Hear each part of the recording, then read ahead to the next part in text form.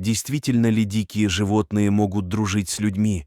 Неужели они способны скучать и грустить по тому, кому были преданы много лет? И если да, то как они будут проявлять свои чувства после смерти своего друга? Сегодня мы расскажем невероятную историю о дружбе между человеком и медведем и о том, как животное повело себя после того, как умер его лучший друг — человек. Случилось это много лет назад. Подаренные деревне Чур. Я на территории республики Коми-деревня, я потихоньку вымирала. Молодые люди один за другим уезжали в город, и только пожилые люди оставались доживать свои дни. Среди них была пожилая женщина. Она была слишком слаба, чтобы вести домашнее хозяйство, поэтому ее сын периодически приезжал из города, чтобы помочь ей. Когда она скончалась, парень решил остаться и жить в доме своей матери. Он часто уходил в лес поохотиться и в один из своих походов обнаружил медвежонка, мать которого была убита браконьерами. Молодой человек сжалился над малышом и принес его домой. Шло время, зверь вырос в огромного медведя, и этот медведь выглядел устрашающе, но на самом деле был очень добродушным.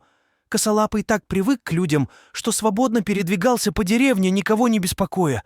Люди тоже быстро привыкли к его присутствию и не боялись животное. Однако мужчина, который ухаживал за медведем, вскоре заболел пневмонией и скончался.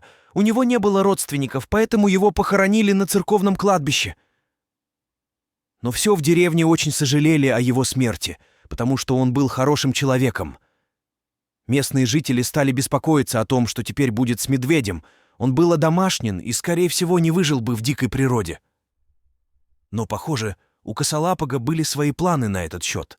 На следующий день после смерти своего друга он сам ушел из деревни, и никто больше его не видел. Шло время, жители деревни Чур. Я постепенно начали забывать о том случае, и вот спустя 3 года скончался еще один мужчина. Его решили похоронить на том же кладбище. Когда люди добрались до места захоронения, они сразу обратили внимание на могилу парня, у которого жил тот самый медведь. Она была хорошо протоптана постоянным посетителем. Кто бы это мог быть, ведь у него не было родственников. Людям стало интересно, и они решили понаблюдать, кто так часто посещает эту могилу. И этот таинственный гость не заставил себя долго ждать. Местные жители не поверили своим глазам. Это был тот самый медведь, который исчез сразу после похорон, и, видимо, все это время зверь.